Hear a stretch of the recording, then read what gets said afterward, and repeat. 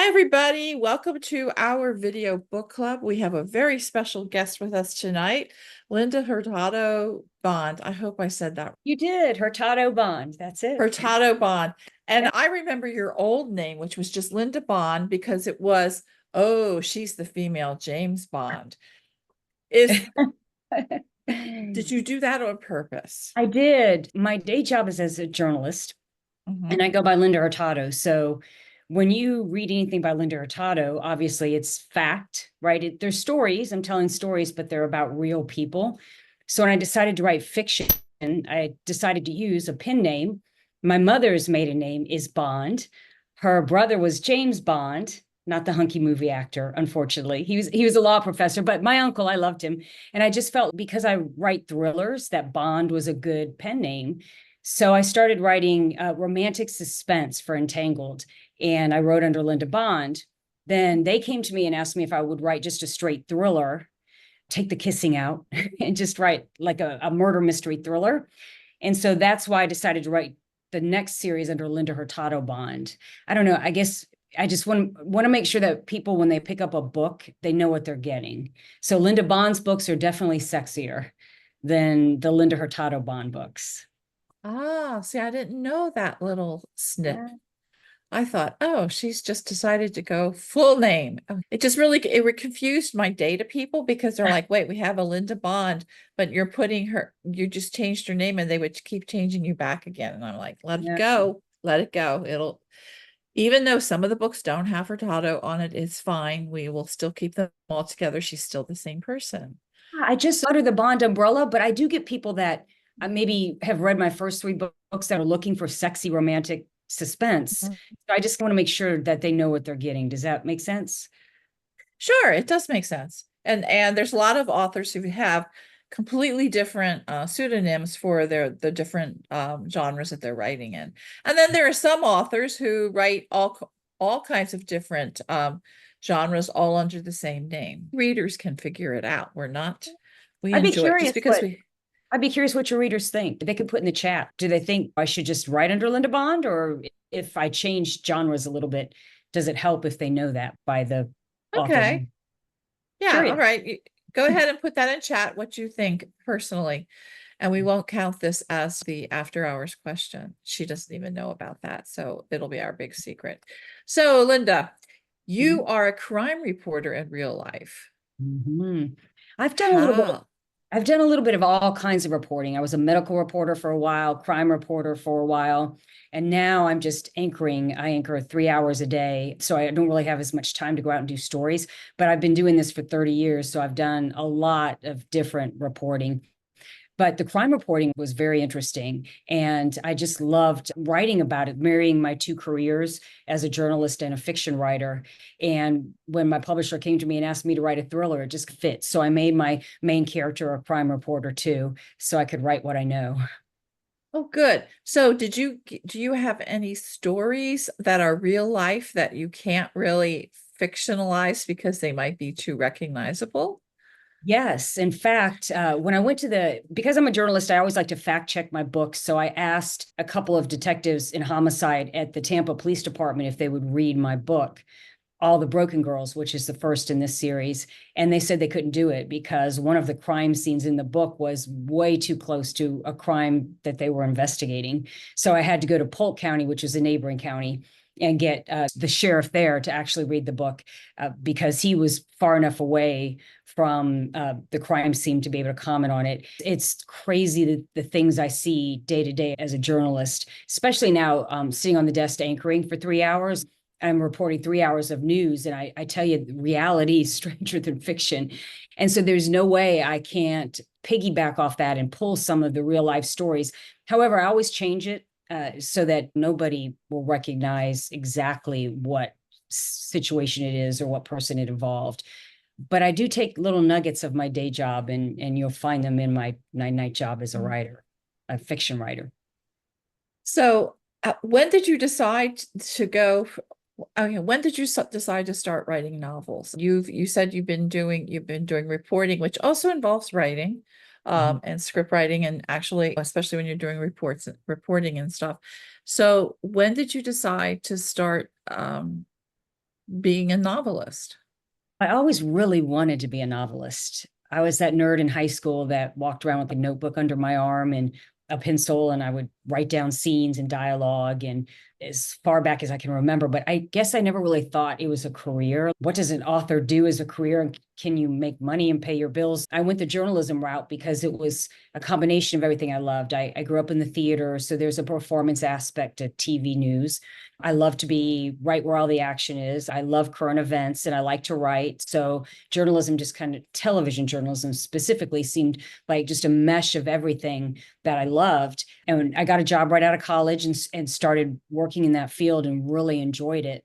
So when I was about, I don't know, 10 years in and I felt established enough, like I knew what I was doing enough as a journalist, I joined Romance Writers of America and the Tampa Romance Writers. And I just started going to writers' conferences, which is where I'm at now. I'm in a hotel room. I'm at BoucherCon in Asheville.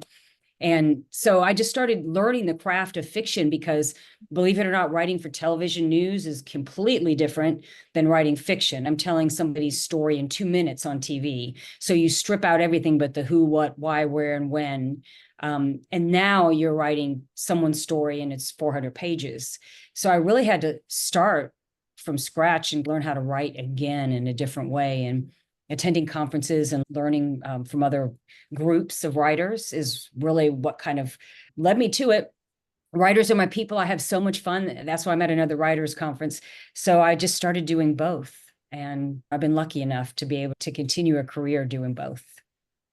Yeah. And so okay, romance genre, you said you joined Romance Writers of America. So you were obviously pulled towards writing romance of some sort.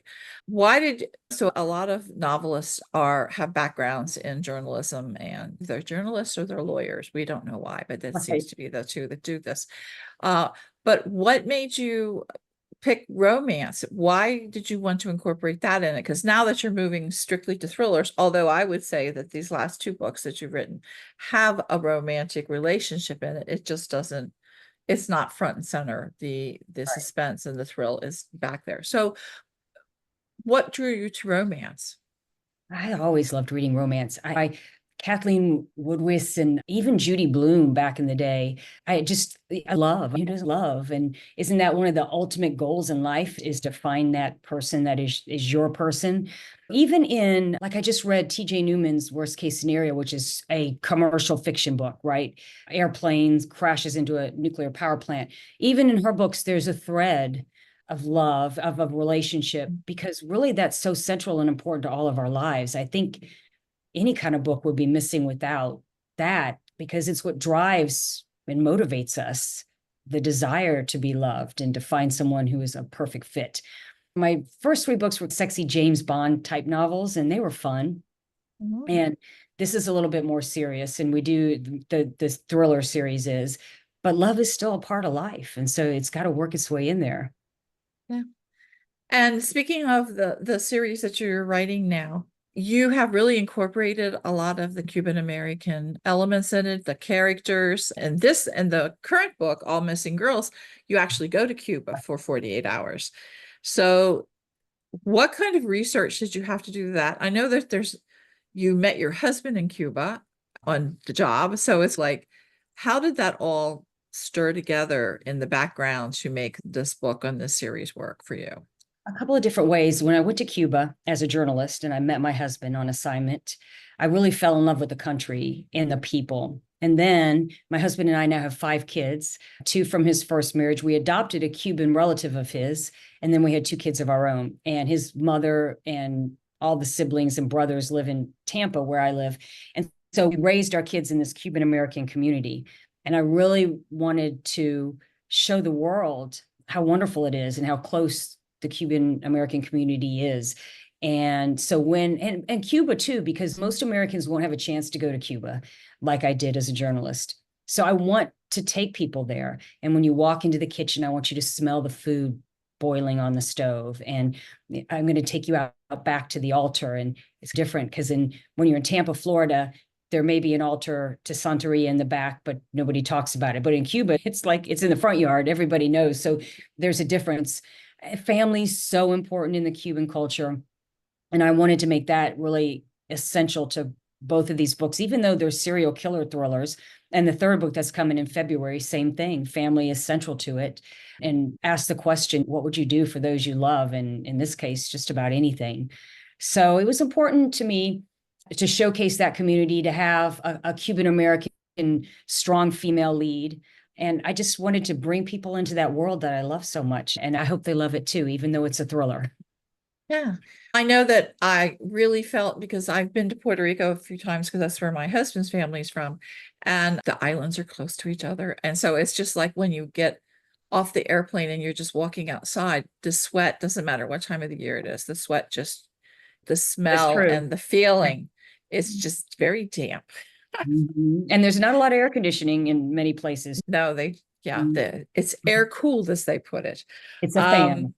Yeah, but I really think that your description and the way that just from the very first paragraph, you just really fall into, oh, I'm in Cuba. Oh, this is interesting. It's not just, you were able to, I guess what I'm trying to say is that you were able to put not just the feeling of the environment, but also the smells and all of just the people and everything that was there. It was just really great. And I want to compliment you on that. That means so much to me. I really appreciate it. I did want to make sure that my readers felt like they were actually going to Cuba. So you saying that means a lot to me. Thank you. Oh, you're welcome. And I had to turn the fan up here a little because I am in Texas. Talking about fans. Yeah, we're at 96. I do have air conditioning, but I went, oh gosh, I'm getting really hot just reading this book. And there was no sex in it, guys. But I was just, oh, it's warm, it's moist. Okay. So you just said that you were also a medical reporter. Have you any thoughts or anything of after you finish this series to doing other kinds of thrillers that are set in a different industry, so to say, medical or something like that? Sure. So my third book in the first series is called Flatline, and that is a medical thriller. And it came out during COVID, which was interesting. So when that book released, we had a launch party and I gave out hand sanitizer and masks. I'll never forget that. Those were the party favors. And we had a full room of people that braved COVID to come out for the book launch. That was based really on my 10 years of experience as a medical reporter, but also my love for Grey's Anatomy. I'm a big Shonda Rhimes fan, and I just love Grey's Anatomy. And there's that one episode where the gentleman comes into the hospital and he shoots Derek Shepherd. I don't think I'm ruining anything. Everybody's probably seen that episode. And I was spellbound by that episode. I just remember I was standing in the bedroom watching it, not even sitting down. I needed to go to the bathroom and I wanted to go get something to eat. With good TV, like a good book, it pulls you in and you can't break away from it. And so I always said I wanted to write a medical thriller as a shout out to that episode too. So Flatline is available on Amazon, and that is my medical thriller.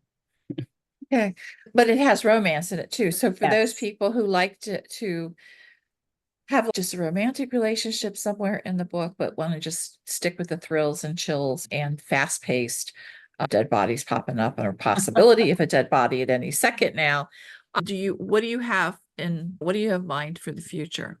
Well, Or I'll are tell you you just going to stick with serial killers? No, the last book in the series comes out in February. It is a serial killer, but two interesting things. Artificial intelligence. We explore artificial intelligence. It freaks me out as a journalist because it's so powerful. And so I have a serial killer that sets up a reporter for crimes she didn't commit by using artificial intelligence. And I interviewed a number of people that are in the law enforcement field that are dealing with AI. So they were telling me about how criminals are using it, how law enforcement is using AI, and I can, from the side of the media, how we're using it.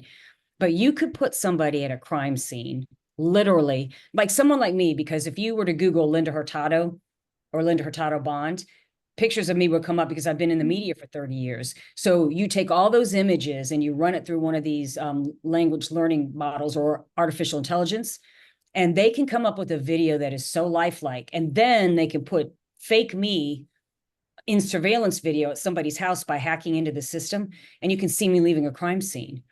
And it's so good. Now, instead of being innocent until proven guilty, you're guilty until you prove you're innocent, that it's not you there. And that's what happens in the third book. But I said it during Gasparilla. Do you know what Gasparilla is in Tampa? Famous pirate festival. For a month, We celebrate the legend of Jose Gaspar with pirate parades and music festivals. And I added a masquerade ball because I think there needs to be a masquerade ball. But everybody's dressed up in pirate gear, and it's just a big festival for about 5 weeks. And it'd be the perfect place for a killer to hide in plain sight because everybody's in costume. They're wearing fake blood and eye patches and hats. And so that's the backdrop of book 3 too. And it's called The Phantom Pirate of Gasparilla because the killer is a phantom. But also, if you think about artificial intelligence, it's a phantom too. You don't see it, you can't name it, but it's there and it can ruin you. So it's an interesting take on that. So that's really interesting that you're able to marry things that you are like actually reporting on and seeing in real life and putting it into a thriller. That's okay, it's scary, man. It's scary. Yeah. And I have access to sources that maybe some authors don't because I'm a journalist. And so when I call somebody up and I say, hey, I'm writing a book, they'll return my call. And so I also feel like I need to fact check everything, even though it's fiction.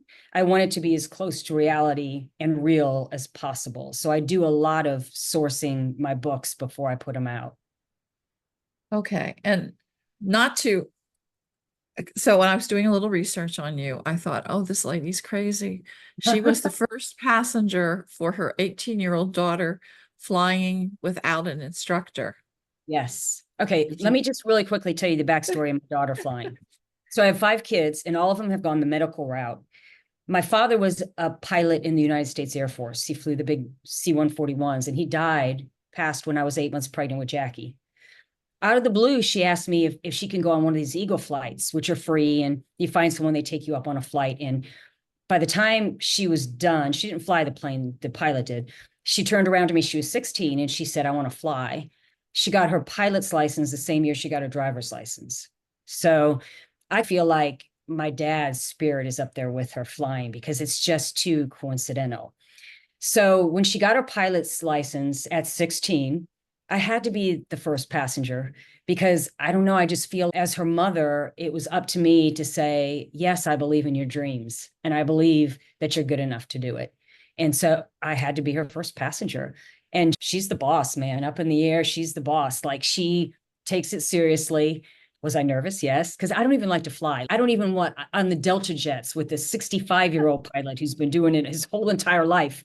I get nervous. I don't, because I'm a control freak and I don't put my life in someone else's hands, but I had to do it.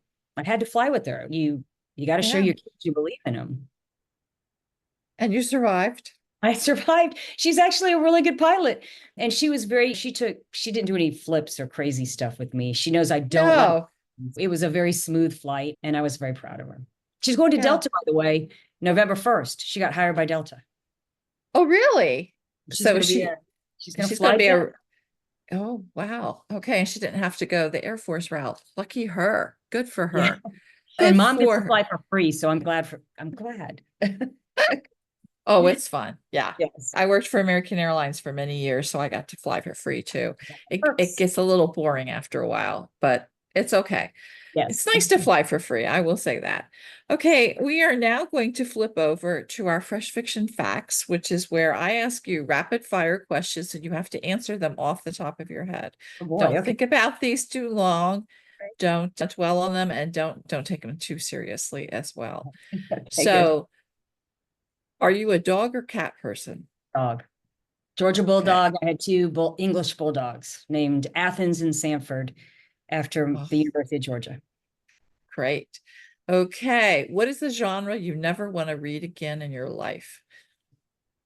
I read everything. I really do. I don't think there's anything that I would turn my nose up at. To be honest, I'd give anything a try. Maybe highbrow literary. I don't want to work too hard. Like I want to be entertained. So maybe that. Okay. I agree with you. The highbrow literary, just okay. Yeah. Being not only the reporter and the anchor, you have to have a lot of fuel. And what is your favorite writing fuel? Not just regular fuel, writing fuel. I probably shouldn't admit this, but it's nacho chips and cheese and wine. That's awful, isn't it?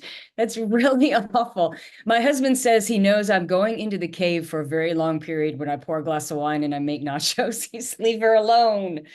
I don't know. Okay. That's my go-to. Normally I eat healthy. I'm the fruit and salmon and salad girl because I'm on TV. So Uh-huh.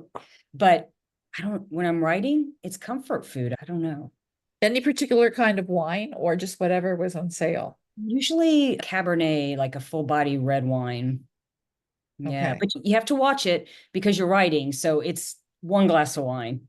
It's not too many Right. glasses of wine. Yeah. Okay. And because you're a writer and you're also a reporter in that you are exposed to luxury items, but maybe what you consider a luxury item, nobody else does. But what is the one luxury item for you that you cannot live without? And you don't care what anybody says. You know what? I guess I'd say clothes. I'd say my husband, he is my luxury item. I love him and he does so much for our family so I can write. But I'm also a clothes girl, I will admit it. I don't know if it's because I'm on TV and people do talk about what I wear, but I love clothes. I can get lost shopping easy. Like when I travel, and it's not even that I want to spend a lot of money. When I went to Italy, I found this store on the street that the suits were $60, which is not, ridiculous. That's pretty good actually for a suit. And I still shop there. They have an online store. I just like to wander around and look at unique clothes from different places. And so that I guess would be my luxury item. Does that count? Uh-huh, that does count. And so the clothes that you picked up in different places, do you keep them because they have memories attached to that? Or do Sure. you recycle your clothes? No, I keep my clothes. I keep a lot of them. And when I'm recycling and I want to put new clothes in, I Mhm. donate them to Dress for Success. I don't know if you know what that Oh, I organization, do. but it helps women who, for whatever reason, are trying to get back into the workforce and can't afford, let's face it, a professional wardrobe. Right. So all of my clothes go there. I'd like to help someone else get their foot in the door. And why would you throw it away? I do Well, recycle clothes because people see me in yeah, the scene all the time, but I donate it. right. I didn't really mean recycle with the trash. Oh, I meant recycle, give it away to yeah. charity, Goodwill, that kind of thing. I know a lot of people who are on television and things who have limited closet space because they only have one room that's a closet, which also baffles my mind.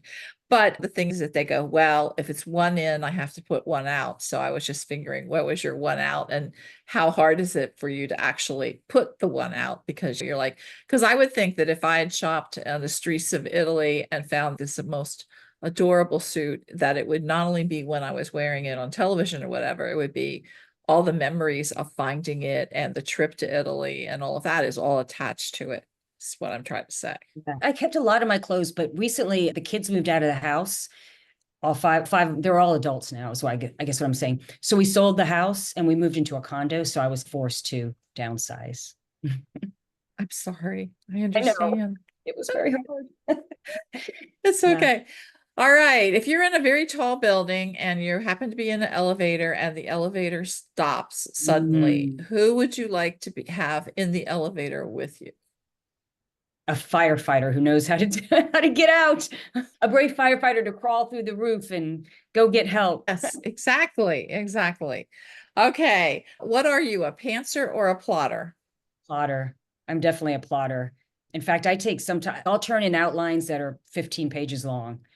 And because I write thrillers and whodunits and there needs to be red herrings. And now that doesn't mean it doesn't change. Change. I get the editorial note or whatever, but I start with an outline.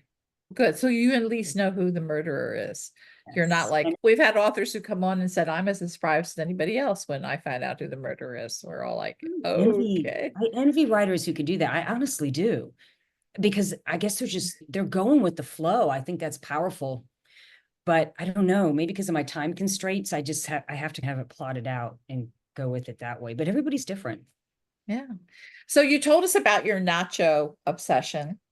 Yes. So do you have any favorite songs or do you put together a playlist for each of your books or each of the characters in your books?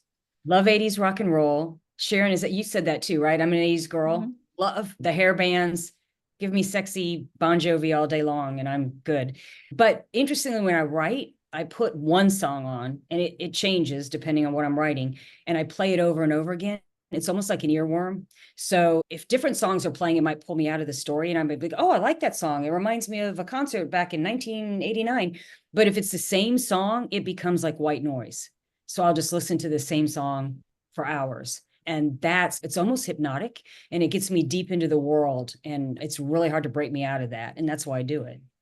That's really, I know that there are some people who have a candle, they light their candle so they get the right smell, and then they play, like you're saying, they start the song, and that is the book song. And it may not have any relationship to the characters or anything, but it puts them in the mood, it puts them in the zone, so to speak. So speaking of zones, what is the best writing information you've ever received? Sit your butt in the chair and write. We all come up with 100,000 excuses. I got to do this. I got to do that. I think mostly people are afraid to write poorly, but it doesn't matter that first draft. You just have to get it done. I think the magic usually happens in the rewrite. And when you start letting your beta readers or your editors read it, that's when it really starts to come together. You have to let go of that fear of being perfect the first time, because you're not going to be. And there's nothing that's going to make you better than practice. So you just sit down and write. That's my best advice. Just write. Keep writing. All right. And so I'm going to say that's also the advice you would give to somebody, is to go ahead and do that. You received it and you gave it. Best thing ever. So I want to ask you about book worlds. You have created a book world. You have Marisol and Tony, which I think he's cute. But and anyhow, how would you, of this book or this other series that you wrote, which world would you like to have be real and that you could step into? I feel like I already live in the world of Mari Alvarez and all the Broken Girls and all the Missing Girls and the Phantom Pirate that's coming out. It's so close to the world that I live in. It just feels very real to me. So the other series that I wrote, the first three, those are sexy and fun. The Adventure Vacation, Alive at 5, is set on an adventure vacation. You're jumping out of planes, you're swimming with the sharks, and that's cool. And the other, Cuba Undercover, takes you to Cuba with just a sexy hot guy, which also sounds fun. I met a sexy hot guy in Cuba myself. And then the other one is a medical thriller. So they're all different cool places to spend a little time. So I don't know that I have a favorite. I feel so close to all the Missing Girls. It's just not too far from my real life, actually. Don't practice Santeria, though. I will say that. I don't practice Santeria, but I did get someone from the University of South Florida who is an expert in religion and Santeria to fact check my book to make sure it was right. That was good. Okay. All right. We're going to close with this part that's being recorded. And I want to make sure that you will tell people, because you've already told us what's coming up next. You said in February, I think it is the third book in the series. Comes out, yes. Yeah. Okay. But how can readers stay in touch with you and learn about more of the future of what's happening with you? Thank you for asking. So lindabond.com is my website. And you can find, it's pretty easy to remember, lindabond.com. But you can also follow me on social media at author Linda Bond. I'm on Instagram, TikTok, Facebook, Twitter, author Linda Bond, or author Linda Hurtado Bond. And if you want to follow me on Fox 13, my TV career, it's Linda Hurtado. So lindabond.com is the easiest way. All right. Linda, thank you so much for being with us and telling us all about the Missing Girls and what's coming up. Okay. Thank you so much, everybody. I really appreciate it. Stay tuned. We're going to go off and now we can ask her questions that we don't want to have anybody know. So there's a zone of silence that's going to start soon.